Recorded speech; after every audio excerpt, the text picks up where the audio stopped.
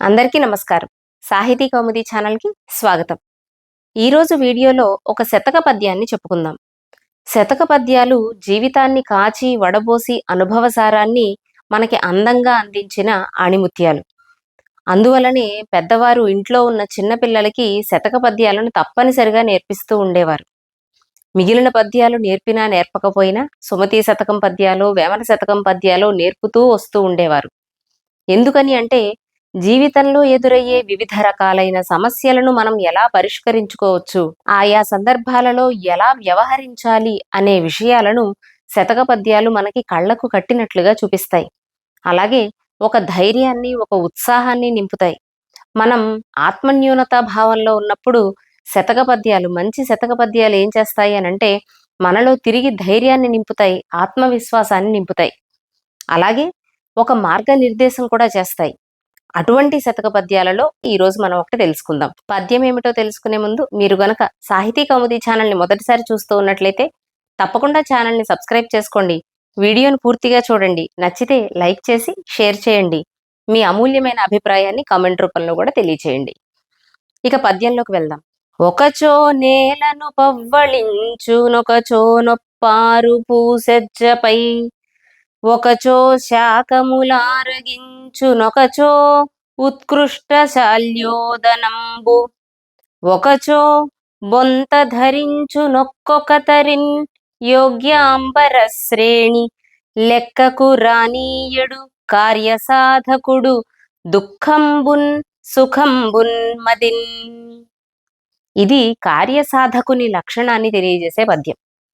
అంటే ఒక కార్యాన్ని సాధించాలి అని అనుకునేవాడు ఇలా ఉండాలి అని చెప్తున్నారు. అలాగే ఇలా ఉంటేనే కార్యాన్ని సాధించగలుగుతారు అని మనకి ఈ పద్యం ద్వారా అర్థమవుతుంది. ఒకచో నేలను పవ్వళించు. ఒక్కొక్కసారి సందర్భం అనుకూలించకపోతే నేల మీదే పడుకుంటాడట కార్యసాధకుడు. ఒక్కొక్కసారి ఒప్పారు పూసెజ్జపై, పూలపాన్పు మీద పడుకుంటాడట. పూల పాన్పు అంటే అచ్చంగా పూలతో చేసిన పాన్పు అని కాదు. అంటే చాలా సుఖంగా నిద్రపోతాడు ఒక్కొక్కసారి. ఒక్కొక్కసారి పరిస్థితులు అనుకూలించక నేల మీద పడుకోవలసి వచ్చినా పడుకుంటాడట.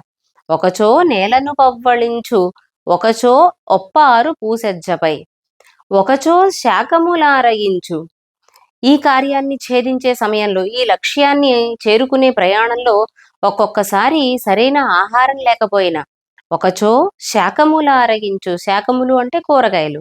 కేవలం కూరగాయల్ని తిని బ్రతకవలసి వచ్చినా కూడా ఆ సందర్భంలో కూడా అంతే ఆత్మవిశ్వాసంతో ముందుకు అడుగులు వేస్తాడు కార్యసాధకుడు. ఒకచో ఉత్కృష్ట శాల్యోదనంబు. ఓదనము అంటే అన్నము, శాలి అంటే వరి, వరిధాన్యం అని అర్థం. ఒక్కొక్కసారి ఉత్కృష్టమైన అంటే గొప్ప రుచికరమైన వరి అన్నం లభించినా సరే అది కూడా మనస్సు మీద ఎలాంటి ప్రభావాన్ని చూపించదు. తటస్థంగానే ఉంటాడు కార్యసాధకుడు. అంటే మనకి పెద్దవారు చెప్తూ ఉంటారు, పూర్వపు రోజుల్లో పండగ రోజుల్లో మాత్రమే వరి అన్నం తింటూ ఉండేవారు. వరన్నం వండుకోవడము అని అంటే అన్నం భోజనం చేయడము అని అంటే అన్నంతో అది చాలా గొప్ప అపురూపమైన విషయంలాగా ఉండే రోజులు కూడా ఉండేవి అని పెద్దవారు అంటూ ఉంటారు. అలాంటి సందర్భాల్లో కూడా కార్యసాధకుడు తటస్థంగానే ఉంటాడు. అలాగే ఇవేమీ కాకుండా కేవలం పచ్చి కూరగాయలు తినవలసి వచ్చినప్పుడు కూడా కార్యసాధకుడు ఆ ప్రభావాన్ని తన మనస్సు మీద పడనివ్వడు అని చెప్తున్నారు. ఒకచో బొంత ధరించు. ఒక్కొక్కసారి కట్టుకోవడానికి ఏమీ లేకపోతే బొంతే ధరిస్తాడు అని అంటున్నారు. ఒకచో బొంత ధరించు ఒక్కొక్క తరిన్ యోగ్యాంబర శ్రేణి. ఒక్కొక్క సమయంలో యోగ్యమైన అంబరము అంటే వస్త్రము, శ్రేణి అంటే సముదాయము. ఒక్కొక్కసారి చాలా అద్భుతమైన వస్త్రాలను అతను కట్టుకుంటే కట్టుకోవచ్చుగాక, ఒక్కొక్కసారి కట్టుకోవడానికి ఏమీ లేక బొంతనే చుట్టుకుంటాడు గనక. కానీ వీటిని వేటిని కూడా లెక్కకు రానీయడు. అప్పటి వరకు తాను పొందిన దుఃఖాన్ని గాని, అప్పటి వరకు తాను అనుభవించిన సుఖాన్ని గాని దేనిని కూడా లెక్కలోకి తీసుకోడు, పరిగణలోకి తీసుకోడు. దేనిని మాత్రమే పరిగణలోకి తీసుకుంటాడు? తాను అనుకున్న కార్యాన్ని ఛేదించడం మాత్రమే అతను పరిగణలోకి తీసుకుంటాడు. ఈ ఛేదించే సమయంలో వచ్చిన సుఖము గాని, దుఃఖము గాని అతని మీద ఎటువంటి ప్రభావాన్ని చూపించవు. అలాంటి వాడే కార్యసాధకుడవుతాడు అని చెప్తూ, లెక్కకు రానీయడు కార్యసాధకుడు దుఃఖంబున్ సుఖంబున్ మదిన్. మనస్సు మీద ఈ దుఃఖము గాని, ఈ సుఖము గాని ఎలాంటి ప్రభావాన్ని చూపించకుండా జాగ్రత్త పడతాడు, ఆ ప్రభావాన్ని తన మీద పడనివ్వడు నిజమైనటువంటి కార్యసాధకుడు అని ఈ పద్యం చెప్తోంది. ఈ పద్యాన్ని మనం గమనిస్తే 3 పాదాలలో ఒక పాదంలో తిండి గురించి మాట్లాడారు, ఒక పాదంలో ఉండడం గురించి మాట్లాడారు, ఒక పాదంలో బట్టల గురించి మాట్లాడారు. అంటే ఇక్కడ కవి ఉద్దేశ్యం ఏమిటి అంటే, మనిషికి సాధారణంగా కావలసిన కనీస అవసరాలు కూడా అందని సమయంలో, మనిషికి కావలసిన కనీస అవసరాల కంటే ఎక్కువ అందిన సమయంలో, ఏ సమయంలోనూ కూడా కార్యసాధకుడు వాటిని లెక్క పెట్టడు అని చెప్తున్నారు. 3 పాదాలను ఏదో ఒక రకంగా పూరణ చేసేయడం కవి యొక్క ఉద్దేశ్యం కానే కాదు. మిగిలిన వేటిని కూడా ఉదాహరణగా తీసుకోకుండా మొదటి పాదంలో ఏం చేశారు, ఒకచో నేలను పవ్వళించు నొకచో నొప్పారు పూసెజ్జపై అంటే ఒక్కొక్కసారి ఉండడానికి సరైన స్థానం దొరకవచ్చు, ఒక్కొక్కసారి ఉండడానికి సరైన స్థానం కంటే కూడా యోగ్యమైన స్థానం లభించవచ్చు, అయినా సరే దానిని గణించడు. అలాగే ఒకచో శాకములారగించు నొకచో ఉత్కృష్ట శాల్యోదనంబు, ఇక్కడ తిండి గురించి మాట్లాడుతున్నారు. అలాగే ఒకచో బొంత ధరించు నొక్కొక తరిన్ యోగ్యాంబర శ్రేణి, ఒక్కొక్కసారి కట్టుకోవడానికి సరైన వస్త్రాలు కూడా ఉండకపోవచ్చు, ఒక్కొక్కసారి పట్టు పీతాంబరాలను కూడా ధరించే అవకాశం రావచ్చు.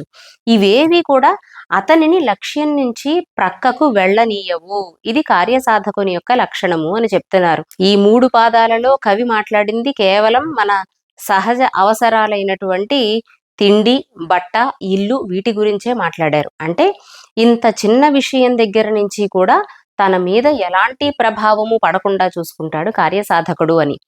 ఇదే విషయం మనకి మహాభారతంలో పాండవులు కూడా నిరూపించారు.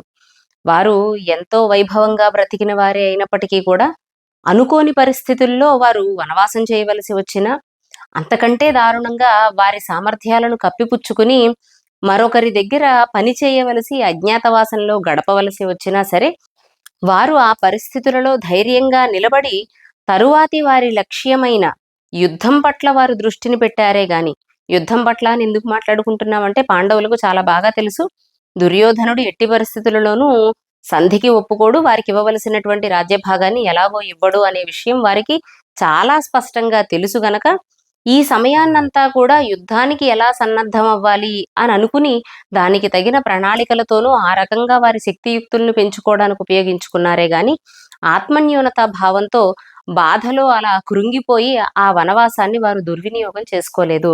కాబట్టి కార్యసాధకుల లక్షణం ఇది అనే విషయాన్ని మనకి ఈ పద్యంలో భర్తృహరి గారు అందించారు.